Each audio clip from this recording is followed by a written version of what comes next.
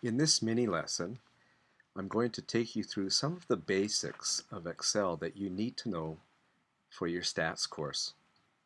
I've opened up a file called Stats 101 from the Blackboard site. This is a fictitious stats course. It's got 100 students in 3 sections. The first thing that I'm going to do once I open it up from Blackboard is I'm going to save it to my own H drive. So your screen might look a little different from mine, but if you go to your H drive or to a memory stick and then save it, I usually call it version 1. Let's put in a 1 there. There we go. Save it. And then actually I save it again right away. So save it again to the H drive. And I'm going to call it version 2. Now that sounds a little redundant, but the idea here is that the first version, my version 1, is one that I never touch except to make copies. That's my original data. And then version 2 becomes my working data. So I can work on that as I work through questions on an assignment. And then every half hour or after I've done a major task, I'll save it under a different version name, version 3, version 4, and so on, so that I never am more than, say, 20 minutes, half an hour away from my last version in case something goes screwy and I lose all the data. The next thing is I do something else which sounds redundant from what I've just done here, but I'm going to save the actual worksheet itself. So this is the original data on the Stats 1 tab, and I'm going to make a copy of that in my working copy. So this is version 2 of my file, but in this particular version I'm going to make a copy of the data. So I right-click on the Data tab. I've got a Mac, so I'm going to use a 2-finger click. That's the same as a right-click. Choose Move or Copy, and then check the Create a Copy button. Click OK, and now you'll see that there is an exact copy of the Data 1 page. In fact, what I do is I make a copy for every question in my assignment. So I might have a question 1, question 2, question 3. I can change the title of this particular sheet by just double-clicking and type in, say, Q1 for question 1. And I can do that for Q2, Q3, Q4, depending on how many questions or tasks that I have. All right, we've saved it. We're now working on a copy of a copy. The next thing is I wanted to show you how a data set is set up. And when you are moving into, say, Business 307, which is the second stats course, you'll be setting up your own data sheet. And so I want to show you the structure here. This will be handy through both courses. Now, a stats data set is made up of a bunch of columns and rows, and at the very top row we've got the field names or the variable names.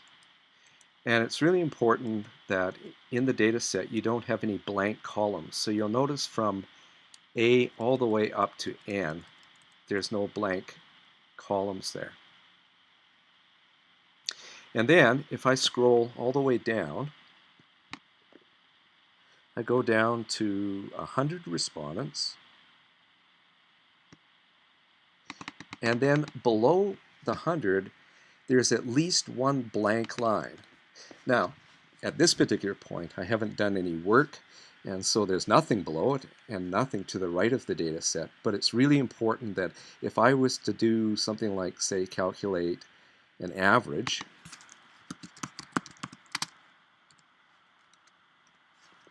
and put a formula in here, and we'll talk a little bit about how to do this quickly later. But if I was to calculate an average, notice that I've kept a blank row, so that this average is not touching the data in any way. Similarly, moving across to the side here, and I'll scroll back up to the top, I'm going to keep column O completely blank. So I could start with some output right here and all the way down and across and so on, but I want to make sure that anything that I put in that is output is completely separate from the block of data, which is my original data set. So this is a nice block here. So titles at the top, and then rows and rows and rows of data, and at least one blank column and row around it. Then when you do some sorting or calculations, it won't get messed up. All right, how do you actually move around this thing? Well, I'm going to take us right back up to the very top, which is A1, the cell reference of the name, the word respondent. And I want to show you a few tricks here. If I want to move to the very end of the data, I'm going to hold down the Control key and then push End. Now, if I have a Macintosh, I have to use the Control function, right arrow, and that takes me down to the very bottom right of my data. Now you'll notice I'm a little bit lower and to the right of that because I've already added some output. To get to the very top again, I'm going to push Control Home. On a PC or on a Mac, it's going to be Control Function left arrow. To get to the far right, the very last column in the data set, I'm going to push Control right arrow. Or on a Mac, Command right arrow. Let's try that again. I'm actually using my Macintosh, but I'm tapping into Excel on our computer, on our system at the callers. So I have to use something that's slightly different. It's going to be Control Command right arrow. There we go. And then Control Command left arrow. You shouldn't have to do that at home. It's just Command right arrow, Command left arrow. Similarly, to go up and down, we're going to press Control down arrow on a PC or Command down arrow on a PC. Right down to the very bottom and then back up to the very top. One thing to note here is that if I have any holes in the data, let me get rid of a couple of these numbers here. Then go back up to the top. Now if I push Command down arrow or Control down arrow, it will take me down to the blank. And then if I keep pushing the down arrow, it'll jump the blanks, and eventually I'll get down to the bottom. So you still will be able to get down to the very bottom or to the very right if you've got holes across a particular row. But that is a hassle if you've got a lot of empty spots, a lot of blanks. The last thing is that if you add in the Shift key with any of those, then you'll actually be able to select cells. So, for instance, if I want to select the whole data, I can push Control End, or on a Mac, it would be Control Function End, and then add in the Shift key with it. So, Control Shift End, or Control Function Shift End on a Mac. And then to go to select a whole row across, it would be Control Shift right arrow. If I add in a shift here in a Mac, it will be Command Shift right arrow, and the same with the left arrow, and the same going up and down, using the up and down arrows instead of the right and left arrows.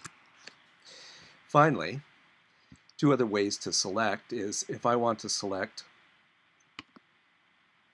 a range of data, I can also use the left mouse button. And so for instance, suppose I want to select all the numbers in the Math 30 column except for the label at the top. I can click on the left mouse button and holding it down, just move down with my mouse to the very end, like that. And I can move across as well. Finally, if you want to select non-contiguous cells, that is, a range of cells that are not all together in a particular row or in a particular column, what you do is you hold down the Control key and you click on the numbers, the cells that you want. It wouldn't make sense in this particular case to select these particular ones, but this is showing you that I can select non-contiguous cells. Alright, so that is moving around and selecting different cells. Let's move on to the next part here. You'll notice that when I scroll up and when I scroll down, that the titles at the very top disappear. So one thing that you probably want to do whenever you're dealing with a data set is to freeze the labels at the very top here. Now on a Mac, that's under File, View, Freeze Panes. And you'll see something called freezing the top row. And now, when I scroll down, you'll notice that those titles are frozen at the top. If you take a look at the row numbers, you'll see that I go from 1 to 25. The only thing to remember on this is that it's easy to forget that you have scrolled down, and you might think that you're actually at the top of the data when in fact you're near the bottom of it. So just watch the row numbers as you do that scrolling. Okay, the next thing here is sorting. Sometimes you'll want to take a look at how the data are ranged in a particular column. Let's say it's the Math 30 values, and I want to take a look at the high and the low and how they're spread out and so on. So what I'm going to do is I'm going to sort according to the Math 30 column. Now, one thing to note is that you never select just a column by itself and then sort within a data set. Watch what happens. I'm going to go to Data, and I'm going to use the A to Z sort, and I'll get a message saying, hey, do you want to expand the selection to sort the whole data set? And I would probably want to do that because everything in a particular row belongs together. I'm going to cancel that, and I'm going to show you a better way. One thing that I always do whenever I'm doing a sorting is I like to choose any random row, let's say this one right here, and I'm going to highlight all the way across. And if I go to the Home tab, I can choose some color, let's say yellow. And then anytime that I do a sort, I want to make sure that all of those yellow cells stay together. Okay, now that's just a safety measure. This is how the actual sort works. If I want to sort the data according to Math 30, I'm going to click any cell in the Math 30 column. Doesn't have to be the title, and certainly don't click the letter itself. You don't want to do that. So just click any cell, go into Data, and then Sort, A to Z. And what you'll see is that the Math 30 is now sorted from 50 down to 100, like this. I'm going to take out that average. We don't need that.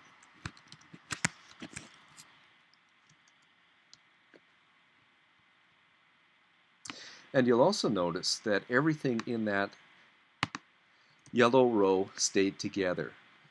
You'll notice that respondent numbers now don't go from 1 to 100. They're all mixed up because they've been sorted according to the Math 30 column.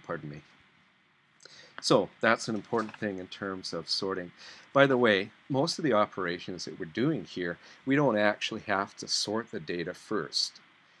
So when we're calculating averages and when we're doing histograms and things later, the data doesn't need to be sorted. All right, next thing here. Inserting and deleting columns. Sometimes you'll want to insert a column somewhere in the data set. So suppose, for instance, I want to make up some math classes, groups of numbers here. What class does it fall in?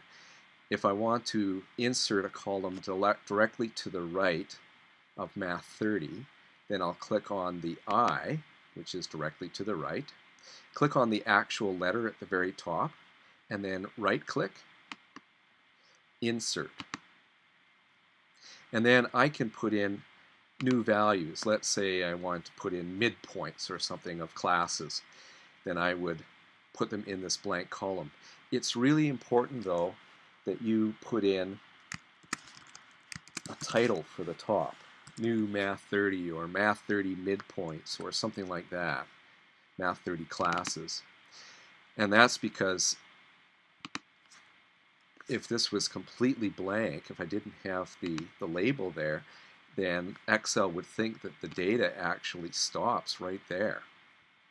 And so if I'm doing some sort of sort, it would ignore all this stuff from column J on. Next thing is, how do you actually delete columns? Well, a single column is easily deleted by just going up to the very top and right-clicking on the letter itself. So if I want to delete column I can right-click at the top and then push delete. Suppose I want to get rid of everything to the right of Math 30. What I can do is just simply go up to I and click, and holding down the left mouse button, drag across the letters themselves, let go, and then right-click on the selection and delete. And they're all gone. If in a particular question I'm only analyzing Math 30, what I usually do is just get rid of all the other columns, with the exception of the respondent number. So with the respondent number, I like to keep that because if there were any missing values in Math 30, then it becomes a non-contiguous column of numbers. They're not all together, there's spaces there. But the thing about the respondent numbers is everybody has a respondent number, so it's a contiguous set of numbers here. And then it would be easy to sort Math 30, even if there were missing values in there, because the respondent numbers don't have any missing values. Just before I do that, I'm going to sort back according to the respondent numbers. So click anywhere in the respondent column, and then A to Z, and you can see that everything sorted according to the respondent number. All of these guys, the highlighted values, are still together. Okay, let's get rid of the columns I don't need. Column B, click, holding down the left mouse button, drag to G, let go, right-click, and delete. Now, this is really easy to work on the Math 30 column. So that's inserting and deleting columns. The next thing here is just to show you the analysis tool pack. This is the last step. For many things that we need to do in Excel, we won't need this. We'll just simply go up to the Formulas tab here and go to More Functions and Statistical, and you'll see all sorts of exciting stuff there. But for many of the things that we're doing, we need to have the Analysis Tool Pack. The Analysis Tool Pack should be at the very right of the Data tab. And right now, there's nothing there. Every time that you come into the lab, you'll need to add in the Analysis Tool Pack. If you're doing this at home on your own computer, you only have to add it in once, and then it will always be there until you get rid of it. So the way that we do that is we go up to File, Options at the bottom. Then on the left-hand side near the bottom, there is Add-ins. You'll notice that there's something here called the Analysis Tool Pack in the Inactive Applications. You don't have to click anything up here. Just simply go down to the bottom where it says Go and click on there. And then click on the Analysis Tool Pack. So make sure that it is checked. You don't have to check the VBA. That's only for advanced programming. Click OK. And now under the Data tab, you'll notice that Analysis Tool Pack appears. If I open that up, there's a lot of really cool stuff there, such as descriptive stats and histogram, and we'll be looking at a whole lot of other things. So that ends this first lesson on some of the essentials here of using Excel in a stats class.